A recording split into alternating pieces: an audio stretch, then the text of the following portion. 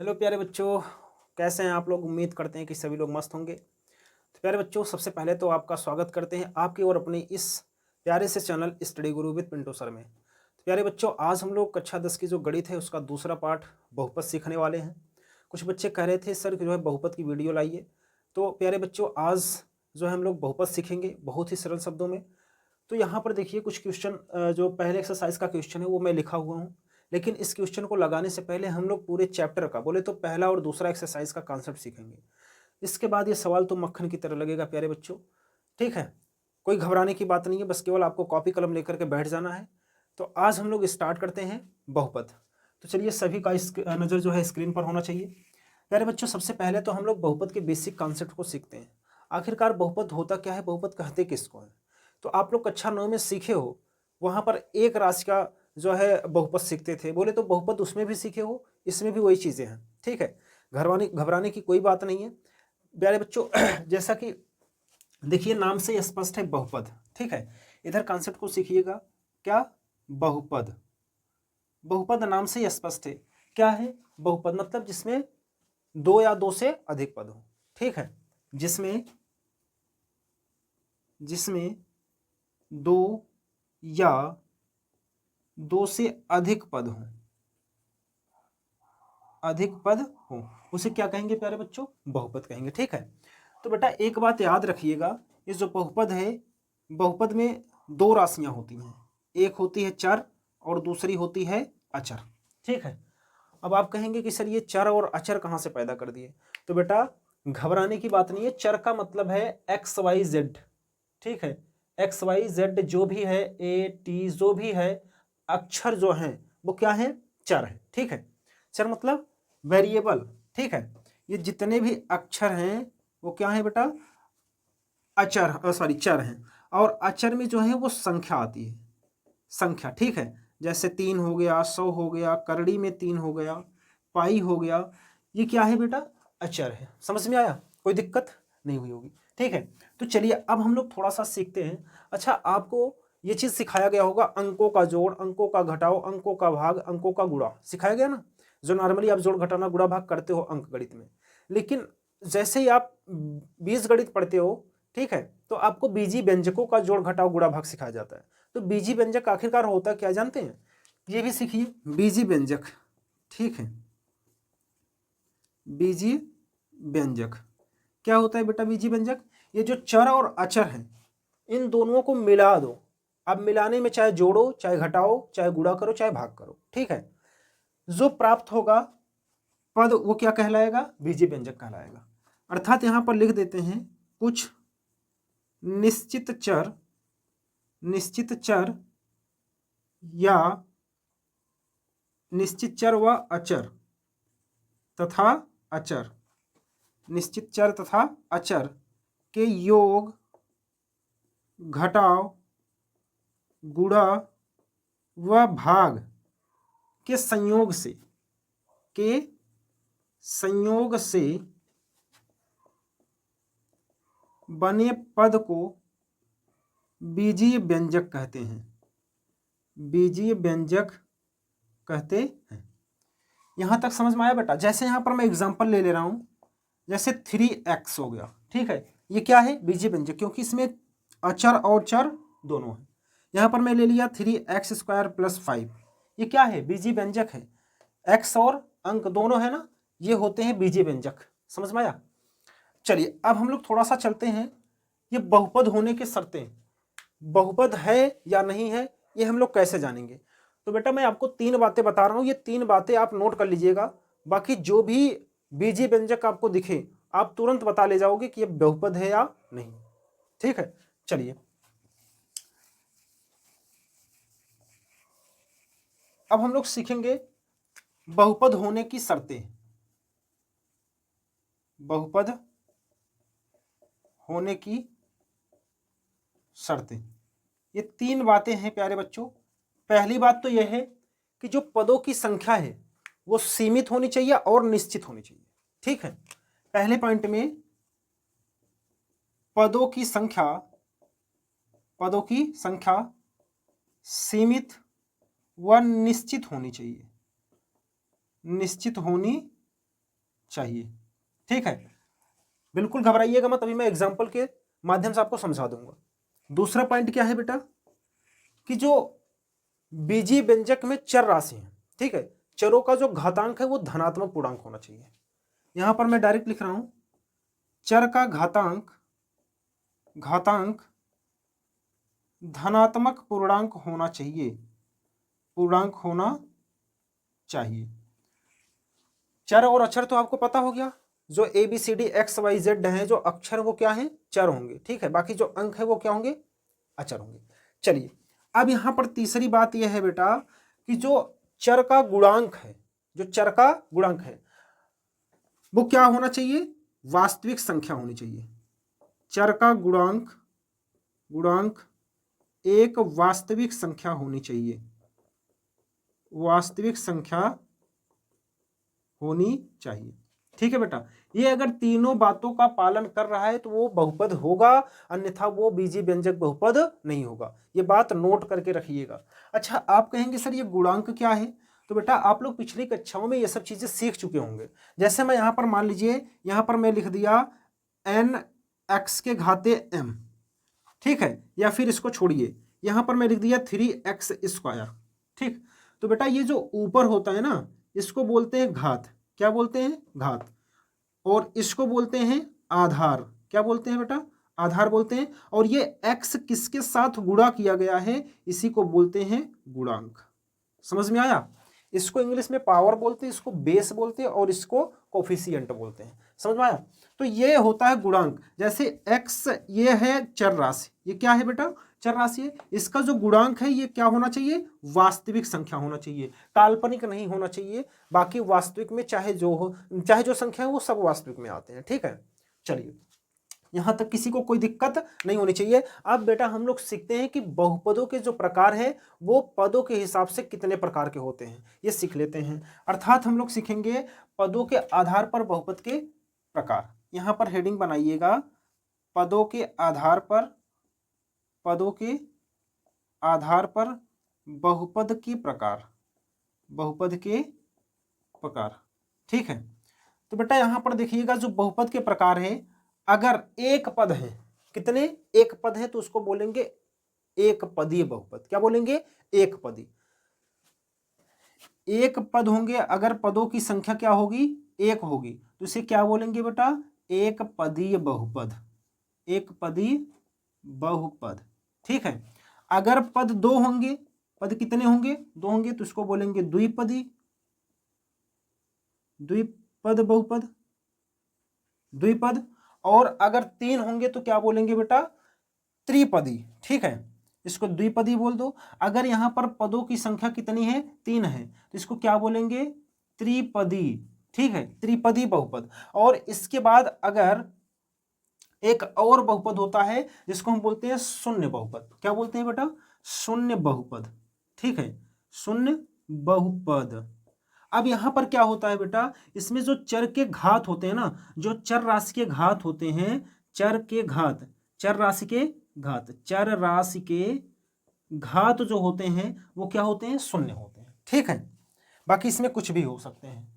अगर एक पद है, जैसे हम यहां पर एग्जांपल के तौर पर ले रहा हूं 3x, इसमें कितने पद हैं, एक पद है ना, तो ये क्या कहलाएगा, एक पदी। अब यहां पर मैं ले लिया 3x स्क्वायर प्लस 5, इसमें कितने पद हैं बेटा, एक ये हो गया और एक ये हो गया, दो पद है, तो इसको क्या कहेंगे, द्विपदी। और यहां पर मान लेते हैं 3x square plus 5x plus 7, यहां पर देखिए इसमें कितने पद हैं, 1 2 और 3, तो इसको क्या कहेंगे, त्रिपदी कहेंगे। अब बेटा यहाँ पर जो है ना, जैसे ये -7 हो गया, पाई हो गया, या फिर यहाँ पर 1/2 हो गया, ये सब क्या है बेटा, ये सब है चर राशि के घात 0 है। यहाँ पर अगर देखेंगे तो किसी के भी पावर अगर 0 लग गया तो उसका मान क्या होता है, 1 होता है। जैसे अगर चर राशि है x के पावर 0 कर दिया -7, तो इसका मान क्या होगा बेटा, 1 होगा। ठीक है, तो 1 होगा तो अर्थात हमारा क्या मिलेगा, -7 मिलेगा। ठीक है, तो -7 क्या होगा, ये शून्य बहुपद होगा। ठीक है, यहां तक समझ में आया, दिक्कत नहीं होगी। ठीक है, चलिए अब हम आपको बताते हैं कि घातों के आधार पर बहुपद के प्रकार। ये तो पदों के आधार पर था, अब हम लोग घातों के आधार पर सीख लेते हैं। बेटा ऑब्जेक्टिव क्वेश्चन अगर बनेगा तो आप बहुत अच्छे से यहां से बता ले जाओगे। ठीक है, घबराइएगा बिल्कुल नहीं, आपको पूरी चीजें एकदम आराम से सिखाएंगे और एकदम स्थिरता के साथ सिखाएंगे। आप लोग भी कॉपी कलम लेकर के एकदम बढ़िया से इसको नोट करते रहिएगा। ठीक है, चलिए अब हम लोग सीखने चल रहे हैं कि घातों के आधार पर बहुपद। तो बेटा यहां पर ध्यान दीजिएगा, ये जो पॉइंट है ये सब बेसिक पॉइंट है और ये सबके सब प्रयोग होने वाले पॉइंट हैं। ठीक है, सब आपके एक्सरसाइज में प्रयोग होंगे, टेंशन मत लीजिएगा। जैसे हम आपको एक्सरसाइज कराएंगे तो आपका एक्सरसाइज ऑलरेडी सॉल्व हुआ रहेगा, बिल्कुल घबराइएगा मत। आप कहेंगे सर ये तो आप पीछे बता चुके हैं कॉन्सेप्ट में ही आपका सवाल सब खत्म हो जाएगा। ठीक है, चलिए अब यहां पर हम लोग अगले स्टेप में सीखने वाले हैं घातों के आधार पर, घातों के आधार पर बहुपद के प्रकार, बहुपद के प्रकार। तो बेटा इसको देखिएगा, जो घातों के आधार पर बहुपद होते हैं, अगर घात एक है, क्या है, घात एक है, एक घात है तो उसको बोलते हैं रैखिक बहुपद। क्या बोलते हैं बेटा, रैखिक बहुपद बोलते हैं। ठीक है, इसको बोलेंगे रैखिक बहुपद, बहुपद। जैसे यहां पर मैं लिख दिया 3x + 5। ठीक है, यहां पर x का घात कितना है, 1 है। जब x के घाते कुछ नहीं लिखा है तो उसका मतलब क्या होता है बेटा, 1 है। ठीक है, इसको क्या बोलेंगे, रैखिक बहुपद बोलेंगे। इसके बाद अगर घात 2 है, क्या है, घात 2 है, इसको क्या बोलेंगे बेटा, द्विघात बहुपद। क्या बोलेंगे, द्विघात बहुपद। ठीक है, जैसे यहां पर मैं लिख दिया 3x² + √5। तो बेटा ये क्या है, इसके घात कितने हैं, 2 है ना। यहां पर देखिए इसके घात 2 हैं, इसको क्या बोलेंगे, द्विघात बहुपद बोलेंगे। ठीक है, मैं यहीं पर एग्जांपल के साथ आपको समझाता हुआ चल रहा हूं। चलिए अगर यहां पर दे दिया त्रिघात बहुपद, क्या, त्रिघात बहुपद, तो इसमें घातों की संख्या कितनी होगी बेटा, अधिकतम, अधिकतम घातों की संख्या 3 होगी। ठीक है, तो इसको क्या बोलेंगे, त्रिघात बहुपद, त्रिघात बहुपद। जैसे यहां पर मैं लिख दिया 3x³ + 5x + 7। ठीक है बेटा, यहां पर अधिकतम घात क्या है, 3 है। अब एक बात याद रखिएगा, ये जो अधिकतम घात है ये जरूरी नहीं है कि पहले ही पद में हो। ठीक है, ये जितने पद हैं उसमें से किसी का भी किसी एक का भी पद अगर अधिकतम 3 है, सॉरी किसी एक पद का घात अगर अधिकतम 3 है तो क्या कहलाएगा बेटा, त्रिघात बहुपद कहलाएगा। समझ में आया, एनी डाउट। चलिए अब आप बताइएगा मुझे, मैं यहां पर एग्जांपल ले रहा हूं किसका, बहुपद का। ठीक है, मैं बहुपद का एग्जांपल ले रहा हूं, कौन सा बहुपद है और कौन सा बहुपद नहीं है ये आप कमेंट करके जरूर बताइएगा। ठीक है, चलिए अब जैसे मैं यहां पर एग्जांपल ले लिया, पहला क्वेश्चन। ठीक है, 3x² + 5x + 1 x। ठीक है बेटा, यहां पर x³ कर दे रहा हूं, स्क्वायर कर दे रहा हूं, x है, ये पहला है।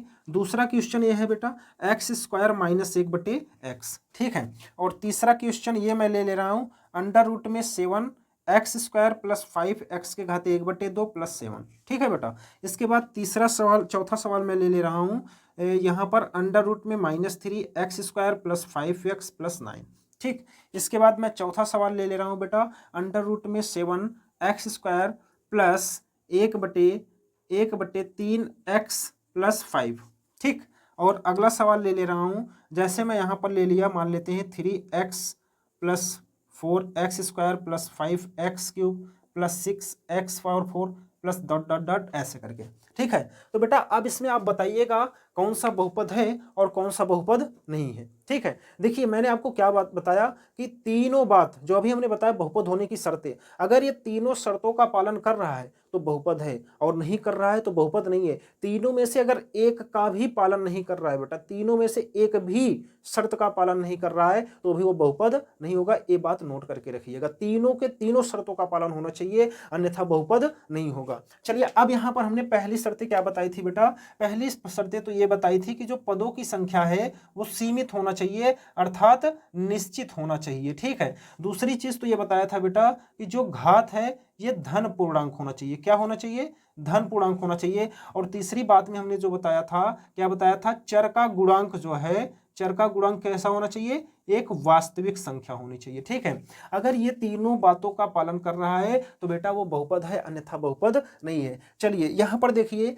पदों की संख्या सीमित है। पहला पॉइंट क्या था, पदों की संख्या सीमित। जी सर 1 2 और 3 पद यहाँ पर सीमित है। ठीक है, पद यहाँ पर क्या है बेटा, सीमित है। चलिए अब दूसरी पॉइंट को देखते हैं कि जो इसका घात है क्या उसका घात धन पूर्णांक है। चलिए इसका घात तो धन पूर्णांक है। जी सर 3 है, धन पूर्णांक है। ये भी 2 है, धन पूर्णांक है। लेकिन बेटा अगर यहाँ पर x को मैं ऊपर ले जाऊंगा तो x के घाते 1 हो जाएगा, क्योंकि यहाँ पर x के घाते +1 है और ऊपर जाएगा तो x के घाते ऋण 1 हो जाएगा। ठीक है, तो यहाँ पर देखिए बेटा ये ऋण पूर्णांक आ गया, जो कि अगर तीनों जितने भी पद होंगे किसी भी पद का अगर घात ऋण पूर्णांक है तो ये समझ लीजिएगा कि वो बहुपद नहीं हो सकता। ठीक है बेटा, ये दिमाग में जरूर रखिएगा, ये बहुपद नहीं है क्योंकि इसके घात जो है वो ऋण पूर्णांक है, जो कि होना क्या चाहिए था, धन पूर्णांक होना चाहिए था। बेटा यहाँ पर भी देखेंगे तो आप x के पावर ऊपर जाएगा तो क्या मिल जाएगा, -1 मिल जाएगा, इसलिए ये भी बहुपद नहीं होगा। ठीक है, चलिए अब बेटा यहाँ पर देखिएगा पदों की संख्या तो सर सीमित है, लेकिन इसके घातांक जो घात है, चर राशियों के जो घात है वो क्या है, धन पूर्णांक नहीं है। ठीक है, पूर्णांक का मतलब होता है बेटा पूरा अंक, जैसे 1 2 3, 1.2 1.5 1.3 ऐसा नहीं होना चाहिए, पूरा अंक होना चाहिए। जैसे अगर 5 कहे तो 5 दशमलव में कुछ और ना, ठीक है, पूरा अंक होना चाहिए, उसको बोलते हैं पूर्णांक। और जब धन में रहे तो उसको बोलेंगे धन पूर्णांक। तो यहाँ पर देखिए बेटा 1/2 है, अगर आप 1/2 को भाग दोगे तो क्या मिलेगा, 0.5 मिलेगा, जो कि ये पूर्णांक नहीं है। पूर्णांक नहीं है बेटा, ये तो रेशनल नंबर है, परिमेय संख्या है, जो कि हमें क्या चाहिए, पूर्णांक चाहिए, इसलिए ये क्या है, बहुपद नहीं है। ठीक है, यहाँ पर देखिए बेटा जब भी करड़ी में जब माइनस के साथ अभाज्य संख्या आती है, ठीक है, तो बेटा ये काल्पनिक संख्या होती है, जो कि हमें क्या चाहिए, इसका गुणांक। इसका गुणांक एक वास्तविक संख्या चाहिए, वास्तविक संख्या, इसलिए ये क्या है, बहुपद नहीं है। ठीक है, जितने भी तरह के सवाल बनने की संभावना है बेटा, मैं हर एक तरह की सवाल को आपके सामने लाया हूं और हर एक तरह के एग्जाम्पल को आपके सामने प्रस्तुत कर रहा हूं। ठीक है, चलिए अब यहाँ पर देखिएगा बेटा, इसमें पदों की संख्या सीमित है, 1 2 3। जी सर पदों की संख्या सीमित है। इसके घात देखिए बेटा, इसके घात 1 है, इसके घात क्या है, 1 है। ये भी क्या है बेटा, मतलब सही है। दूसरा बात भी क्या कर रहा है, दूसरे बात का भी पालन कर रहा है। अब तीसरा बात क्या है बेटा, गुणांक जो है वास्तविक संख्या होनी चाहिए, ये तो वास्तविक संख्या है सर। अब परिमेय संख्या मतलब वास्तविक के अंतर्गत ही आता है, ये भी परिमेय संख्या है, ये भी क्या होता है, वास्तविक के अंतर्गत आता है, इसलिए ये क्या होगा, ये बहुपद होगा। ठीक है बेटा, अब इसके बाद यहाँ पर देखिए, यहाँ पर 1 2 3 4 ऐसे पता नहीं कितने पद हैं, आगे हमें पता ही नहीं है कि निश्चित कहाँ, मतलब निश्चित नहीं है कि हमारा पद कितना आगे है। ठीक है, मतलब ये सीमित पद नहीं है, इसलिए ये बहुपद नहीं है। तो बेटा देखिए हमारे हिसाब से ना होने की 5 क्वेश्चन लिया था और होने की केवल 1 क्वेश्चन लिया था। ठीक है, तो हमारे हिसाब से ना होने की जितने भी संभावनाएं थी, सब संभावनाएं हमने आपको प्रस्तुत कर दिया, बाकी एक हमने बताया जो होने की थी। ठीक है, होने के लिए तो मैंने आपको बता दिया कि वही 3 चीज का पालन होना चाहिए, तीनों शर्तों का पालन होना चाहिए। ठीक है बेटा, चलिए अब हम थोड़ा सा देख लेते हैं शून्यकों की संख्या। ठीक है, शून्य क्या होते हैं, जैसे अब यहाँ पर हम आपको थोड़ा सा आगे ले चलते हैं बेटा, तो जितने घात होंगे किसी भी बहुपद में, जितने अधिकतम घात होंगे शून्यकों की संख्या भी उतनी ही होगी। ठीक है, जैसे मैं यहाँ पर शून्यकों की संख्या बना दे रहा हूं हेडिंग। ठीक है, शून्यकों की संख्या, शून्यकों की संख्या, शून्यक मतलब मूल होता है बेटा, क्या होता है, मूल होता है। जैसे कोई बहुपद है, जैसे मान लेते हैं मैं यहाँ पर 5x + 7 = 0, कोई भी बहुपद है, तो शून्यक का मतलब होता है कि बेटा x के स्थान पर ऐसा क्या रखा जाए कि ये जो है हल करने पर हमारा राइट हैंड साइड में क्या मिले बेटा, 0 मिले। ठीक है, मतलब शून्यक का मतलब होता है कि x का ऐसा क्या मान है कि जो रखने पर हमें 0 मिल जाए। ठीक है, चलिए अब ध्यान दीजिएगा कि जितने अधिकतम घात होंगे बेटा, शून्यकों की संख्या उतनी ही होगी, शून्यकों की संख्या उतनी ही होगी। ठीक है, उतनी ही होगी। ठीक है बेटा, जितनी अधिकतम घात होंगे। अच्छा, इसमें शून्यकों की संख्या अगर आपसे पूछी जाए तो आप कितना बताओगे, इसके घात कितने हैं बेटा, 1 है, तो इसमें शून्यकों की संख्या कितनी होगी, 1 होगी। ठीक है, अगर मैं इसमें पूछूं 3x² + 5x + 3 = 0, तो बेटा इसमें बताइए शून्यकों की संख्या कितनी होगी, 2 होगी, क्योंकि अधिकतम घात क्या है, 2 है। समझ में आया? ठीक है, इसमें शून्य कितने होंगे बेटा? इसमें शून्यक 2 होंगे, 2। ठीक है, 2 होंगे, वो भी मैं मान ले रहा हूँ, एक अल्फा एक बीटा, जो भी निकलने के बाद x का जो भी मान आए वो अल्फा और बीटा का मान समझिए मूलों का सॉरी मूल निकल करके आ जाएंगे। यहाँ तक किसी को कोई दिक्कत नहीं हुई होगी। ठीक है बेटा, चलिए अब हम थोड़ा सा इसके आगे चलते हैं। यहाँ तक किसी को कोई दिक्कत नहीं होगी। अब हम लोग थोड़ा सा चलते हैं कि जो बहुपद का व्यापक रूप है, ठीक है, बहुपद का व्यापक रूप, बहुपद का व्यापक रूप, ठीक है, जो व्यापक रूप है बेटा ये है a x square plus b x plus c बराबर 0, या इसको बोल सकते हो कि द्विघात बहुपद या द्विघात बहुपद या समीकरण। ठीक है, चलिए अब यहाँ पर ये जो होगा ए और बी ये तो गुणांक है, क्या है बेटा?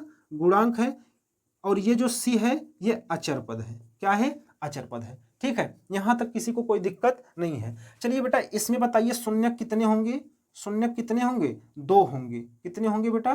2 होंगे, क्योंकि इसके अधिकतम घात कितने हैं? 2 हैं। द्विघात बहुपद के शून्यक 2 होंगे, त्रिघात बहुपद के शून्यक 3 होंगे। ऐसे ही अगर आपसे 4 घात का बहुपद पूछ ले तो आप 4 घात बहुपद का शून्यक पूछ ले तो आप कितना बताओगे? 4 बताओगे। ठीक है, तो इसमें 2 शून्यक होंगे, मान लेते हैं एक अल्फा है और एक बीटा, ये क्या है? शून्यक है। ठीक है बेटा, चलिए अब हम लोग थोड़ा सा इसके आगे चलते हैं। अगर शून्यक ये अल्फा और बीटा हैं तो मूलों का योगफल और गुणनफल से संबंधित सवाल बन जाते हैं। ठीक है, यहाँ पर देखिएगा बेटा ये जो ए बी सी है ऐसे आपसे सवाल देगा। सवाल में मान लीजिए जैसे 3x square plus 5x plus 7 बराबर 0 दे दिया, तो बेटा यहाँ पर ए के स्थान पर क्या है? देखिए ए के स्थान पर 3 है और यहाँ पर मैं माइनस ले रहा हूँ, और बी के स्थान पर क्या है बेटा? यहाँ पर देखिए -5 है, और सी के स्थान पर क्या है? 7 है। ठीक है, अब यहाँ पर मैं यहाँ से सूत्र निकाल रहा हूँ, जो मूलों का योगफल होता है, मूलों का योगफल, ठीक है, अर्थात अल्फा प्लस बीटा, यही तो मूल है।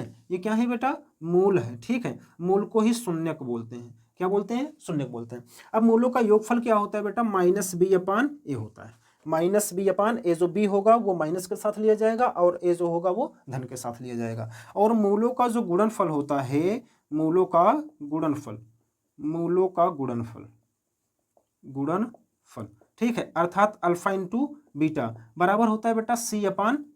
ठीक है, c/a, ये याद रखिएगा। ठीक है, अब यहां से जैसे अब हमें ऐसे देगा, कहेगा मूलों का योगफल बताओ, तो आप क्या करोगे? उसको इससे तुलना कर दोगे। ठीक है बेटा, तो ए के स्थान पर जो है वो रखोगे, बी के स्थान पर जो है वो रखोगे, सी के स्थान पर जो है वो रखोगे। इसके बाद ये अल्फा इंटू बीटा और अल्फा प्लस बीटा और अल्फा इंटू बीटा, ये दोनों में ये फार्मूला लगा करके मान को पुटअप कर देंगे और हमारा मूलों का योगफल और गुणनफल मिल जाएगा। ठीक है बेटा, अगर ये उल्टा कर दे, ठीक है, जैसे मूलों का योगफल और गुणनफल दिया है, आपसे बहुपद पूछ ले कि जो बहुपद प्राप्त होगा वो कौन सा बहुपद प्राप्त होगा, तो अब इसके लिए फार्मूला होता है बेटा, जैसे आपको मूलों का योगफल और गुणनफल दिया हो, मूलों का योगफल व गुणनफल ज्ञात हो तो बहुपद का समीकरण, बहुपद का समीकरण जो होता है बेटा वो ये होता है x square minus alpha plus beta into x और प्लस अल्फा इंटू बीटा बराबर 0। ठीक है, ये होता है जहां पर अल्फा और अल्फा प्लस बीटा का मान दिया होता है और अल्फा इंटू बीटा का मान भी दिया होता है, तो दोनों का मान इसी समीकरण में रख देते हैं, तो हमारा क्या मिल जाता है बेटा? बहुपद का समीकरण मिल जाता है। ठीक है, समझ में आया? यहां तक किसी को कोई दिक्कत नहीं हुई होगी। ठीक है, तो चलिए अब हम थोड़ा सा इस सवाल की तरफ चलते हैं बेटा। जब भी इस तरह की सवाल आपसे पूछे, ठीक है, थोड़ा सा बात को ध्यान से समझिएगा। किसी बहुपद px के लिए, किसी बहुपद px के लिए y बराबर px का ग्राफ नीचे आकृति में दिया गया है। प्रत्येक स्थिति में px के शून्यकों की संख्या ज्ञात करनी है। क्या ज्ञात करनी है? px के शून्यकों की संख्या ज्ञात करनी है। तो बेटा यहां पर देखिए, जब भी px के शून्यकों की संख्या पूछी जाए तो मतलब जो ये आकृति, जो चित्र बना हुआ है, मतलब वो x अक्ष को कितने बिंदु पर प्रतिच्छेद कर रही है, कितने बिंदु पर टच कर रही है। ठीक है, तो यहां पर देखिए बेटा, इसमें जो शून्यक प्राप्त होंगे, इसमें x अक्ष पर ये वाली लाइन कहीं पर टच कर रही है? नहीं ना, ये तो y अक्ष पर टच कर रही है। अगर यहां पर px के स्थान पर py पूछा होता तो py के लिए क्या होता बेटा?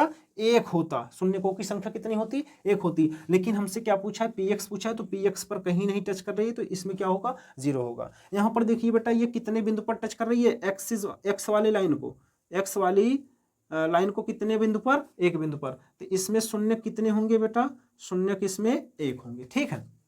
ऐसे यहां पर देखिए ये एक और दो बिंदु पर कर रही है, ठीक है। अब ये जरूरी नहीं है कि एक्स अक्ष के एक ही दिशा में करें, ये दोनों दिशा में कर सकता है, कोई दिक्कत नहीं है। तो बेटा इसमें शून्य कितने होंगे, इसमें शून्य एक और दो होंगे, ठीक है। तो इसमें बताओ बेटा, एक, दो, तीन और चार, तो इसमें शून्य कितने होंगे, चार होंगे, ठीक है। यहां तक किसी को कोई दिक्कत नहीं हुई होगी। अब इसमें बताओ बेटा शून्य कितने होंगे, इसमें शून्य एक, दो और तीन, एक्स अक्ष को ही कितने बार काट रहा है यही बताना है, एक, दो, तीन, तो इसका तीन होगा। इसमें बताओ बेटा शून्य कितने होंगे, शून्य एक, दो, तीन, ठीक है, इसमें भी तीन होंगे। आई होप आपको ये बहुत अच्छी तरीके से समझ में आ गया होगा, ठीक है। चलिए अब बेटा हम लोग एक्सरसाइज 2.2 को नेक्स्ट वीडियो में सॉल्व करेंगे, और नेक्स्ट वीडियो में जो लाएंगे हम लोग प्यारे बच्चों, जो 2.2 होगा वो फुल्ली इसी कॉन्सेप्ट पर आधारित होगा जो कि हमने आपको इसी वीडियो में बता दिया, ठीक है।